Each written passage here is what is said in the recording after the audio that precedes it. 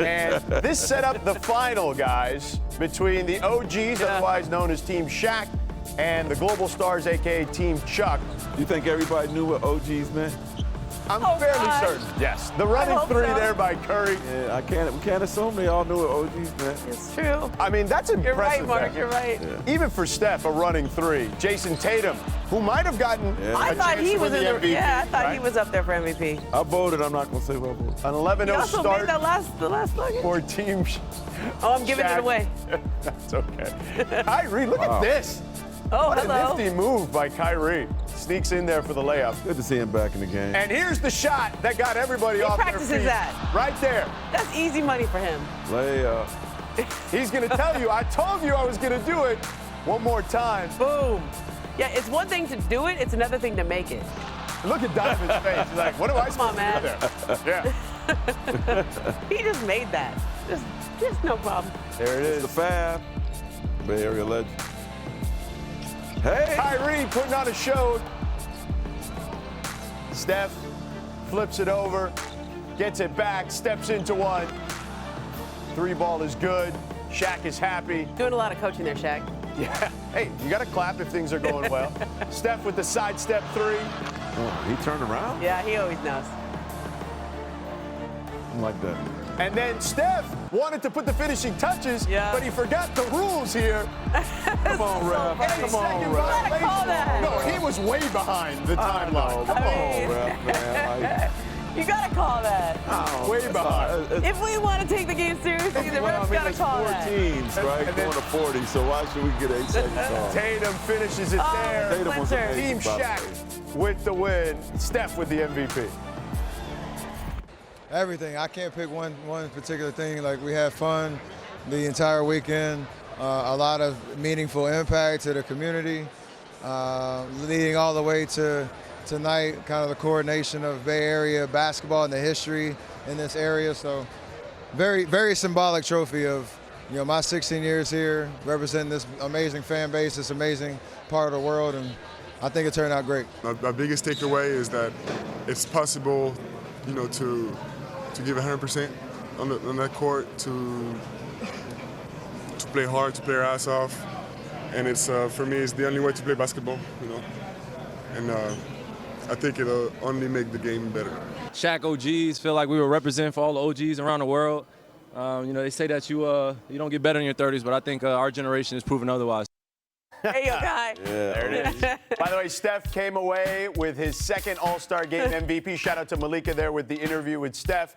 Doing it in the Bay, another trophy added to his collection. Steph is now the 6th player to have multiple league MVPs and All-Star MVPs in his career, joining LeBron, Michael, Karl Malone, Magic Johnson, and the great Bob Pettit. So, Perk, I need to hear your take on this.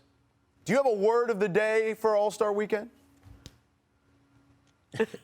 I got a word for everything, George. But look, here's the thing.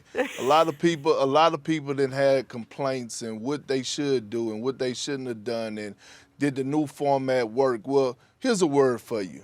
Appetizer, because that's exactly what it was. It was an appetizer, a small dish of food or drink taken before a meal or the main course of a meal to stimulate one's appetite. Here's the thing, right? We just got some calamari and some crab cakes. We don't know if this is the long-term plan, but I will say this: the format that they had on Sunday, it did work because guys competed and they played harder than what we witnessed in the last 2 or 3 seasons. So look, do I think this is the full course meal? Absolutely not. But it's a start because the All-Star game has been at its lowest point, and the only way that you could go is up, but you got to start somewhere. How about not with an appetizer? All right, I feel you, Perk, but not everyone was as positive as you about the All-Star game. Check out what Kevin Durant posted this morning. Now, I think clearly tongue-in-cheek, right, with KD. I think it's more fun to complain about the NBA than actually watch the NBA. It's crazy. Cancel the All-Star weekend. Let's just give everybody a break since we're so miserable around this time.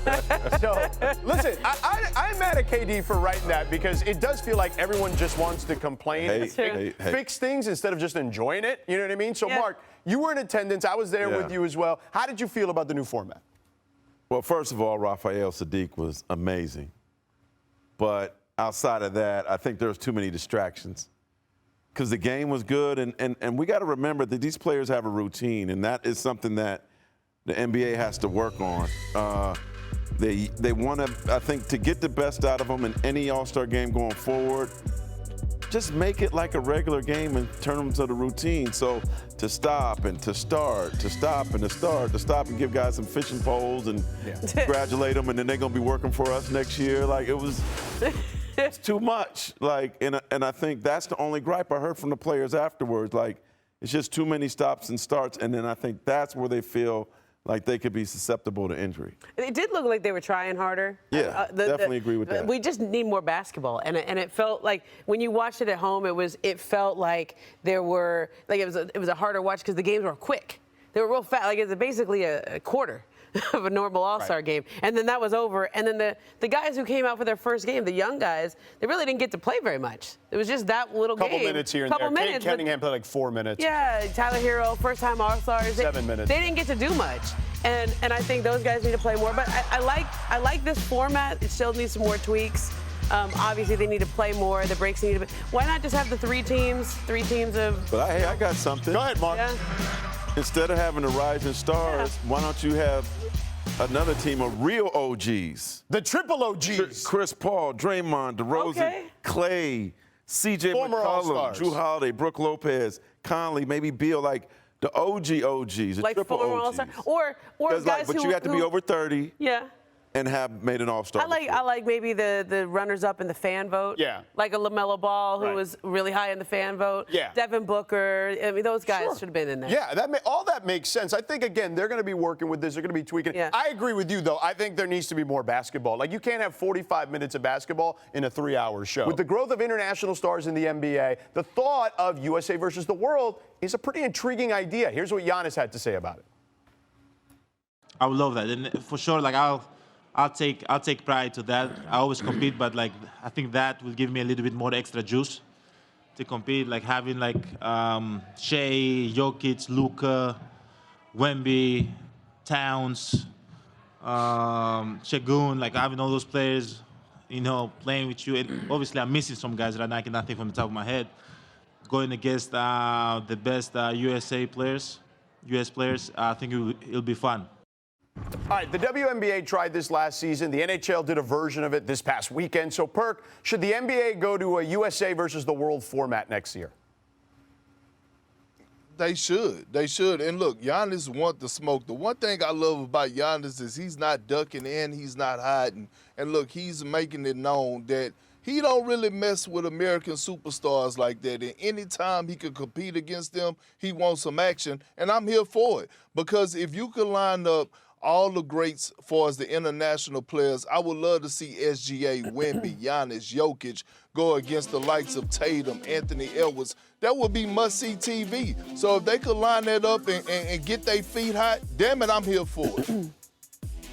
The problem is there's just not enough international stars. Yes. So I've always liked this idea of that format. Maybe there's teams of 8, and then there's another team of the young guns, right? There's the OGs, there's the international, and then there's the young guns. And then instead of having just 4 teams, you could play the loser of the first game plays the winner, plays the OGs. Well, I've gone to the Hoop Summit for several years now in Portland. It's a great event.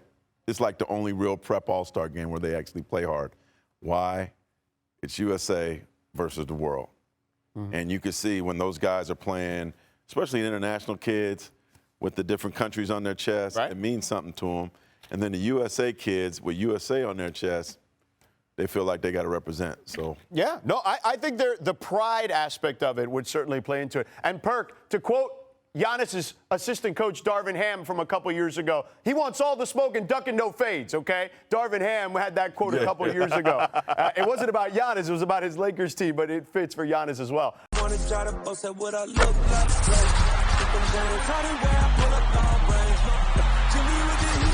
fire. It's in the air,